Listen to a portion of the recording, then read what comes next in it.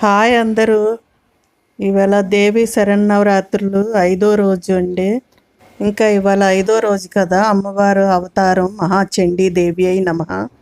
ఓం శ్రీ మహాచండీ దేవి అయి నమః అని పూజ అయితే ఇలా చేసుకున్నానండి. అమ్మవారికి ఇష్టమైన నైవేద్యం తేనెగారెలు, ఇంకా గారెలు చేశానండి. పప్పు ముందు రోజే రాత్రి నానబెట్టుకున్నాను. ఇంకా ఉదయాన్నే 5కి లేచానండి. 5కి లేచిన పని అయ్యేసరికి పూజ అంతా అయ్యేసరికి 10 అయ్యిందండి. ఇంకా తేనెగారెలు అమ్మకి చేశాను, ఇష్టమైన నైవేద్యం. శ్రీ మహాచండీ దేవి అయి నమః.